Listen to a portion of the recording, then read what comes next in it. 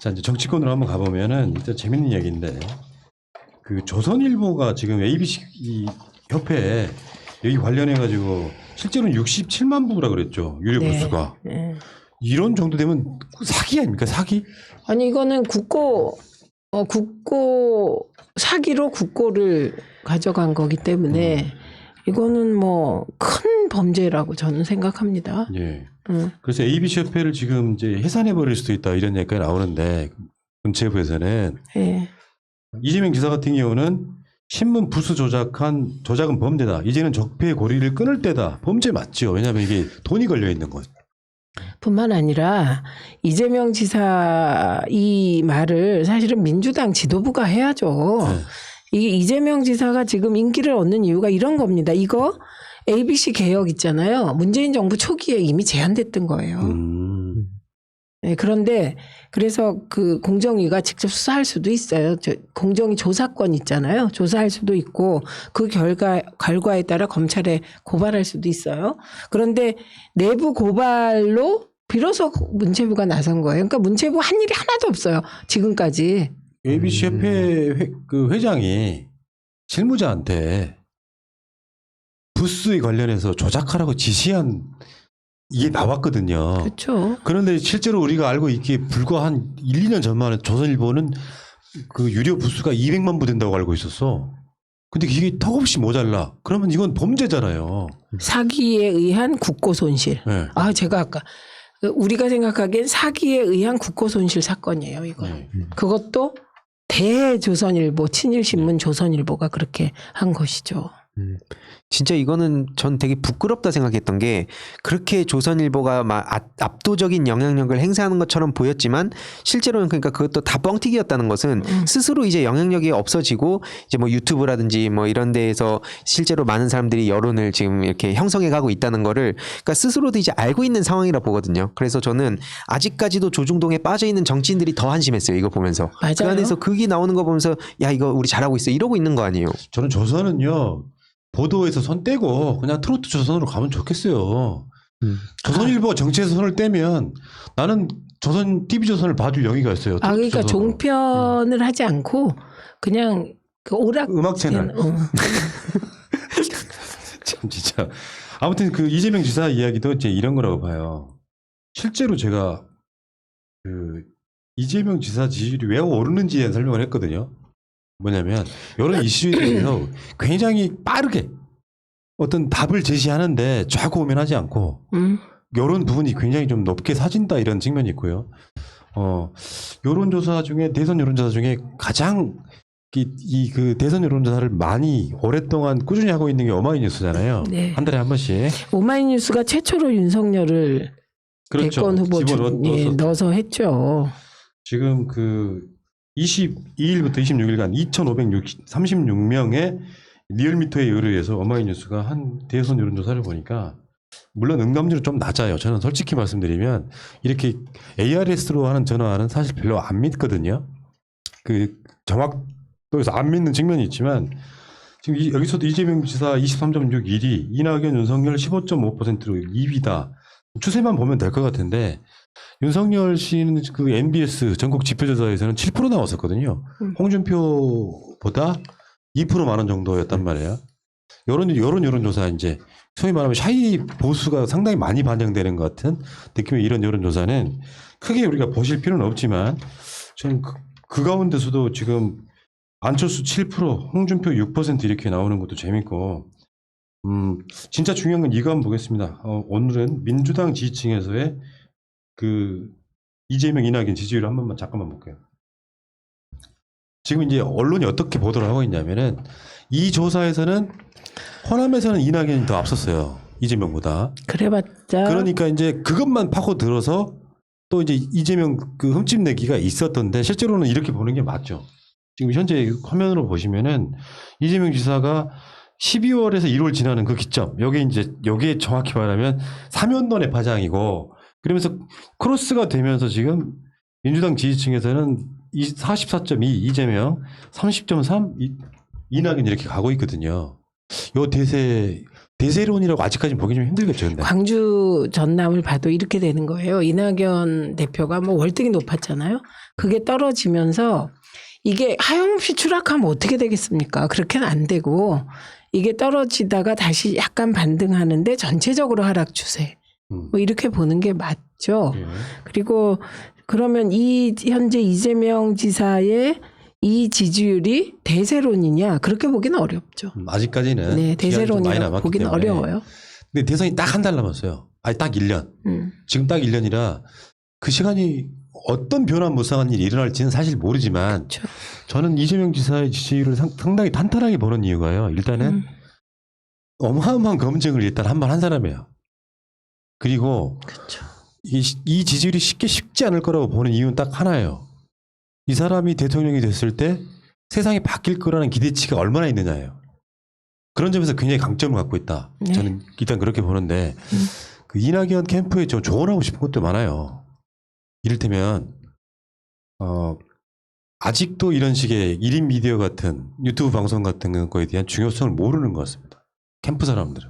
왜냐하면 이게 접촉면이라고 하잖아요. 그 김민석 의원님 알지 않나? 김민석 의원님 새날에 꾸준히 출연하고 본인의 그 국회의원 당선이 거의 저는 새날의 장기적인 작업과 시사타파의 촛불 집회에서 이 두 개가 결정적이었어요. 본인 그렇게 생각 안 하시나? 아니 근데 문제는 조언하는 그룹에 계시니까. 요런 거 있잖아요. 그 접촉면이 좀 넓어져야 된다는 이야기는 그런 지점이라고 생각해요. 사람은 정치인이 제일 중요한 건 저는 이미지 첫 번째. 두 번째는 인간적 매력 같은 거거든요. 근데 물론 이제 정치인들이라고 하는 이미지는 어느 날 갑자기 만들어지는 건 아니에요. 결정적인 사건 몇 개를 통해서 굳어진단 말이에요. 그 이미지를 바꾸는 작업. 최근에 이낙연 대표가 민주당 내에서 뭐 홍남기 부총리를 막 이렇게 좀 호되게 질책한다든가 이런 걸 해도 고정된 이미지를 바꾸지 못하는 건 그런 것 때문에 그렇거든요. 그러면 예를 들어서 민주당 공식 채널인 델리민주에서는 방송 출연을 합니다. 밖으로 안 나와요. 이게 전략일 수 있는가. 악플이 달리더라도 나와야 되는데 그 작업들은 작업을 했다 이런 표현보다는 사실 이런 측면이 있어요. 이재명 지사가 이런 팟캐스트 등에 출연한 지가 벌써 7, 8년 넘어가요. 아무 때나 나오고 막 그래. 성남시장일 때부터. 그러면 사람들 입장에서 싫은 사람들이 어쩔 수 없지만 아는 사람들 입장에서는 내가 키운 느낌이 있거든요. 시청자들 입장에서는 그 작업을 전혀 안 한 상태에서 기성 미디어에만 의존해가지고 대선 간다는 건 정말 나쁜 전략이라는 거예요. 이낙연 지사는 어쨌든 저의 흐름 판단으로는 서울시장 재보궐선거 둘 중에 하나 재보궐에서 이기면 반등합니다. 그 반등의 폭이 한 3, 4%는 될 거라고 봐요. 그리고 이재명 지사는 30%를 유지하실 테고 그러면 한 50% 정도의 포션을 민주당이 차지하게 되는 거죠. 그래서 재보궐선거 결과에 따라 한 차례 출렁임은 있을 것 같아요. 그런데 이재명 지사의 강점은 시대정신을 가지고 있기 때문에 이 얘기는 제가 뭐 지금 대한민국 미래 시대정신은 이재명과 유시민이 가지고 있다. 뭐 그 추미애 장관이 얘기하는 소위 헨리 조지의 뭐 토지 공유론 같은 것도 시대 정신과 이재명 지사가 근접해 있는 얘기이거든요. 근데 어쨌든 지금은 기본소득이 대한민국이 하나의 중요한 화두가 돼서 기본소득을 놓고 논쟁이 벌어지잖아요. 이미 그 논쟁의 중심, 화두의 중심, 시대 정신의 중심에 서 계신 거고. 간단히 말하면 이재명 지사 프레임 안에서 지금 플레이를 하고 있는 거죠. 그리고 지금은 뭐 이게 기본소득 막 논란이 되지만 양극화는 더 심해질 테고 좀 아까 우리나라 경제가 무역도 좋고 그렇지만 서민들은 좋은 걸 못 느끼는 건 돈이 이렇게 돌기 때문이거든요. 네. 이렇게 선순환하지 않아요. 아래 위로. 계속 거기서만 돌기 때문인데 이런 상황은 계속될 거고 그래서 20년쯤 뒤에는 지금 마치 무상급식이 일반화됐잖아요. 오세훈이 무상급식 가지고 치사하게 애들 밥 먹는 거 가지고 그걸로 시장직을 거셨잖아요. 그분이. 그러니까 그분 때문에 무상급식이 됐고 윤석열 때문에 검찰개혁이 됐고 딱 그거죠. 그렇게 되는 거예요. 그러니까 그 시대의 흐름을 역행하다가 상징이 되어버리시는 그런 분들이신데 이 기본소득이 20년쯤 후에는 자리 잡을 거예요. 그 수준이 얼마냐가 문제지. 그게 20만 원을 지급할지 그게 문제지. 그래야 경제가 돌아갈걸요. 네. 그러니까 그 시대 이니셔티브를 진 사람이 결국 선구자고 그런 사람이 시대의 아젠다를 이끄는 거고 이 점만은 분명해 보입니다. 그러면 다른 후보들은 기본소득을 공격할 게 아니라 현실적인 기본소득 파생 의제를 만들어내야 되는 예. 거죠.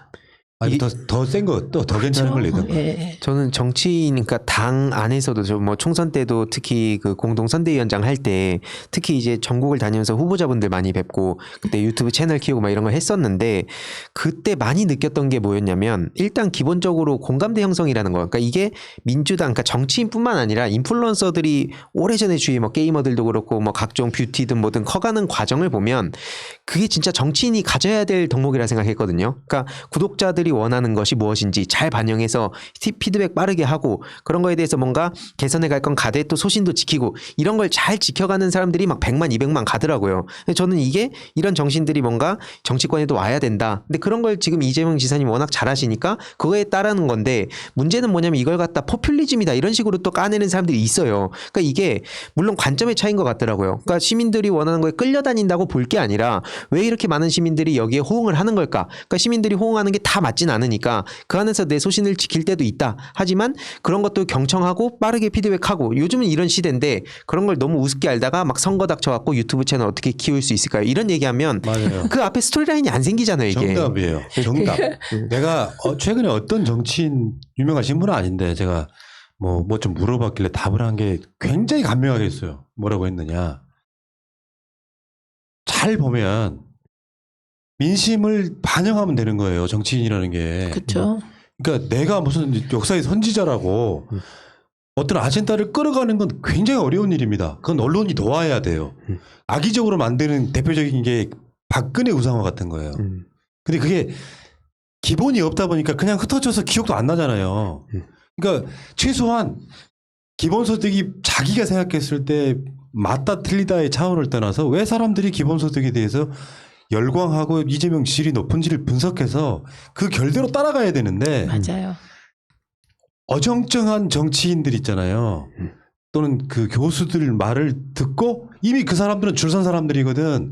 그 말을 듣고 확실하지도 않은 논리로 반대를 하면 그냥 어그로 끈되는 거예요. 그런 정치인 절대 못 큽니다. 그리고 내가 안철수, 윤석열, 이낙연 어느 캠프로 갈까 막 고민하고 있는 이유가 이런 거예요. 가르쳐주고 싶어요. 국민 마인드를 따라가라고. 그러니까 국민의 이름으로 가르치는 거네. 네. 그건 필요하죠. 그러니까 이 포퓰리즘이라는 것도 유능한 사람이 하는 거예요. 기득권 엘리트 정치에 완전 쩔어 있는 사람 포퓰리즘도 못해요. 이게 중요해요. 포퓰리즘이란 비난이 그게 기득권 전문 지식인들이 보기에 포퓰리즘이라고 쉽게 얘기해요. 그들은 포퓰리즘도 못하는 사람들이에요. 그러니까 정말 기본소득을 이해하고 그런 기본소득이 무리가 있다 이런 입장이 있을 수 있죠. 충분히. 그러면 기본소득 아니면 뭐냐 양극화에 대한 대답이 왜 자기 브랜드를 내놔야죠. 기본적으로 저도 그래서 이 종합적인 게 좀 다른 차원일 수도 있지만 엘리트 의식을 진짜 버려야 된다 생각해요. 그러니까 뭐냐면 시민들의 끌려다니는 게 아니라 진짜 말씀 주신 대로 시민들하고 같이 소통하고 같이 가는 건데 그 발걸음을 폄훼하는 것 그런 정신으로는 이제 더 이상 선택받을 수 없다 생각을 하고 그런 점에서 이재명 지사님의 그런 소통 능력은 오랫동안 해온 것이기 때문에 그거를 오히려 지금 어쨌든 근데 배척할 수는 없는 거거든요. 그걸. 그러니까 이낙연 대표님이 민주당 공식 채널을 밖으로 빨리 벗어나는 것도 중요하고요. 간단히 말해서 이쪽에 뭐 소위 이쪽의 메이저라고 하는 방송들 중에서 이재명 지사를 공개적으로 싫어하는 방송이 없어요. 근데 그렇다 보니까 아주 소수라고 하는 사람들이 뭐라고 하냐면은 저건 친 이재명계 방송이야 이렇게 이야기하는데 하다못해 이들 다스베이다 이하 뭐 쭉 다 보면은 그 사람들 바람대로 이재명 지사를 막 비판하고 까는 방송들이 없어요. 그건 뭐겠어요. 그만큼 그런 방송들에 나가면서 소통을 해왔던 일종의 본인이 노력했던 결과물 같은 거거든요. 그게 없는 상태에서 기본소득 무조건 반대. 뭐 하다못해 뭐 사면도는 제껴 놓고라도 전국민 재난지원금일 때 선별 지원을 주장했던 그 이미지를 바꿔내려면 지금이라도 이런 방송들 나오셔야 돼요. 나는 특별하게 국무총리 출신이니까 이런 방송에 안 나간다는 그 권위주의가 본인을 망치고 있는데 그 권위주의가 확인돼요? 제 느낌이 뭐냐면 동아일보 출신이시라. 그래서가 아니라 네. 제가 그 정권이 바뀌고 나서 총리에 임명되셨잖아요. 문득 나름대로 굉장히 신선한 기획을 한 적이 있어요. 국무총리가 팟캐스트에 나오는 건 어떨까? 좋죠. 예를 지금도 국무총리 정세균 총리 같은 분들 일반 방송에는 많이 나가잖아요. 그래. 그래서 섭외를 했어. 단칼에 잘렸어. 아프다. 그때 그 생각이 아직도 안 바뀌었구나. 정세균 총리 한번 섭외해 보실래요? 할 수 있죠, 뭐. 신선하다. 그죠? 네. 그거 섭외 한번 해 보세요. 그리고 저는 그 말씀 충분히 또 공감하면서 엘리트적 시각은 버린다고 해서 버려지는 게 아니라 그 엘리트로서 내가 얼마나 문제가 많은가를 자각할 때 이제 깨지는 거거든요. 근데 이낙연 대표 강점이 있으세요. 왜냐하면 제 주변에 운동하던 남자들 이제 50대 말 60대 되면서 이낙연 대표 선호도 되게 높아요. 괜찮죠. 그 안정적 리더십. 나쁘지 않아요. 네, 그리고 어쨌든 되게 이렇게 좌고우면하는 걸 좋아하는 그룹들이 또 있는 거예요. 이거는 스타일로서는 호불호가 있다는 말씀을 드리는 거고, 다만 시대의 아젠다는 정해져 있는 거라는 얘기죠. 맞아요. 그걸 빨리 따라가야 돼요. 예를 들면 남북관계 평화가 대세예요. 그런데 국민의힘이 맨날 전쟁 불안 조성하고 평화를 지키라는 문재인 정부 흔들어요. 색깔론이나 해요. 이거 구시대적 작태라고 보는 것이고요. 그런데 이 사회경제 개혁에 대해서 아젠다를 내놓으셔야죠. 그래서 뭐 이익공유제 좋습니다. 그러나 한계가 있다고 생각하잖아요. 우리가. 그러니까 예를 들면 이재명 지사의 기본소득, 기본주택, 거기에 저출산 고령화에 대해서 또 고민하지 않겠습니까? 거기에 대해서도 획기적인 대책이 나올 것 같잖아요. 예, 그 흐름에 그 민심에 잘 부응하고 있고, 이낙연 대표도 제가 기회가 온다고. 그러니까 재보궐선거 후에 기회가 왔을 때 팍팍팍 하시면 되죠. 재밌는 얘기 하나 해드릴까요? 우리 군대 있을 때 낙하산을 탔던 사람들은 3개월에 한 번씩 위험수당이 나옵니다. 월급보다 한 15배 많은. 3개월에 한 번씩. 그러면은 기본소득 비슷한 거 이러면 어떻게 붙여도 돼. 기본소득이라는 상관없이 3개월에 한 번씩 국민들한테 일종의 보너스 나오는 거 있잖아. 상여금 옛날처럼. 이런 방식으로 이렇게 이미지화 시켜가지고 시대가 그런 시대니까 그 김용희 건강보험 이사장이 엊그저께 나와서 하신 말씀이잖아요. 뭐라 그랬냐면 부자 국가의 가난한 정부예요. 이 경제 규모면 대한민국 예산이 한 700조 정도 돼야 돼요. 1년에. 근데 550조밖에 없는 이유가 뭐예요? 세금을 덜 걷기 때문이란 말이죠. 그런 상황에서 뭔가 산업이 발전하는 만큼 국민들한테 돌아가는 몫을 이런 식의 꼭 기본소득이 아니라도 3개월에 한 번이라고 하면 꼭 그럴 거 아니에요. 반대론자들은 그래요. 그거 기본소득 아니라니까 그러면 이름을 다른 걸 대안을 내놓든가. 그 위로금이면 어때요? 위안금이면 어떻고 지원금이면 어때요? 그러니까 그런 방식으로 해가지고 국민들한테 저는 솔직히 말씀드리면 제가 인터뷰다 느낀 게 지지난주에 그 유기용 교육위원장 나왔을 때 했던 얘기인데 다음 대선에 공약을 걸어야 된다는 거죠. 대학 무상 등록금 최소한 공립대는 그렇게 하겠다. 그렇게 얘기했어요? 네. 교육위원장이 그렇게 얘기하셨어요. 유기용 선배는 준비가 많이 된 분이죠. 네. 네. 뭐 일설에는 차기 교육부 장관 되신다는 소문도 있고 어쨌건 그런 식의 아젠다가 하나를 관통을 해야만 다음 대선에 확실하게 이길 수 있습니다. 그러니까 누구 정치인 하면 대표된 이미지가 없는 가운데 저 사람이 대통령 되면 뭐가 달라지지? 막연한 사람들은 대통령 절대 못 된다는 말씀드리는 거예요. 저도 추가적으로 이게 원래 끝낼 시간인데 그 푸나님께도 감사드리는 점 중에 하나가 뭐냐면 제일 시급한 게 민주당이 그러니까 선거 닥치고 유튜브 키우는 거. 근데 제가 얘기하는 게 안 되거든요 그거. 그냥 갑자기 뭐 유튜브 여기서 이게 홍보한다고 그게 갑자기 올라가는 게 아니라 진짜 차근차근 쌓아가는데 그래서 푸나님 저번에 그 작년에 찾아뵙고 그렇게 청국장이 나온 거예요. 그러니까 청국장을 왜 하냐면 당내 유능한 청년들도 많은데 뭐 당 안팎으로 다양한 청년들을 평소에 많이 보여드리고 이런 친구도 있구나라는 걸 평소에 잊고 살겠죠. 근데 그러다가 이제 이 친구가 다시 선거에 나오면 그 방송도 볼 수 있고 중간중간 자주 나오는 친구면 더 익숙할 테고 그런 식으로 인재를 양성해야 되는데 평소에는 계속 그냥 뭐 줄타기하고 그 안에서 열심히 하고 이런 식으로는 인재를 키울 수 없다고 생각했습니다. 그래서 감사드립니다. 너무 이런 프로들이 훌륭해. 많이 있어야 됩니다. 앞으로 네. 진영이 아닌 우리 진영 안에서 뭐 이낙연과 이재명 이런 식의 토론이 되면 안 되고요. 그러니까 아직도 멀었다는 게 그런 거예요. 어떤 분이 댓글을 쓰는데 새날이 안 나오면 권위적일 거냐 이렇게 악플을 다시는데 그런 의미가 아니잖아요. 말하자면 이런 방송에도 꾸준히 나올 생각을 해야 되는데 그런 어떤 생각 자체가 없으신 분이에요. 근데 문제는 이런 거지. 그 소위 말해서 이 괴문 극문이라고 하는 세력이 있지 않습니까? 그 사람들이 이낙연 대표를 지지하는 건 이낙연 대표한테는 실입니다. 엄청난 실이라고. 왜냐하면 괴문이 또 생겼어요? 괴문 똑같은 말이잖아요. 실제로 극문. 문재인 지지한지 아닌지 모르는 사람들. 근데 그런 사람들이 이낙연 대표를 지지해버리면 어떤 상황이 벌어지냐면은 준거 없이 그 사람들을 옹호하는 것 같은 이낙연 때문에 더 소수가 돼버린단 말이에요.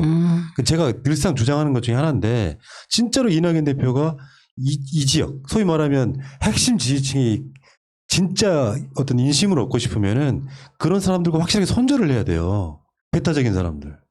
그런 관점이 없는 사람들이 지금도 댓글 쓰잖아요. 새날에 안 나오니까 보수적인 게 아니라 그런 접촉면을 늘리라는 예시를 들어준 거예요. 네, 오케이. 저는 솔직히 말해 뭐 섭외하고 싶은 생각도 없어요. 그런 차원의 문제가 아니라 언론은 기성 언론, 조중동, MBC, KBS, 뭐 JTBC 이것만 있는 게 아니다. 지금은 이걸 받아들여야 돼요. 이것도 시대 정신이라고. 낙검수 이후 이게 대학 매체로 이게 두 기둥으로 지금 레거시 미디어랑 1인 미디어가 이렇게 경쟁하면서 가고 있는데 레거시 미디어를만 존중하면 그건 안 되죠. 그거는 오히려 참모들의 문제로 저는 예. 봅니다. 그렇다면. 그래서 예. 우리가 봤을 때 굉장히 권위적으로 보이는 사람이 오히려 이렇게 서탈한 모습 보이는 것이 여러 번 노출되면 득표에 도움 되거든요. 근데 그걸 좋습니다. 못하고 있잖아 지금. 네, 아주 좋은 진정한 진심으로 네. 조언하는 거예요. 아주 좋은 조언이라고 맞아요. 생각합니다. 진짜. 예. 자 알겠습니다. 우리 민니 하고 싶은 말 다 하셨습니까? 네. 네.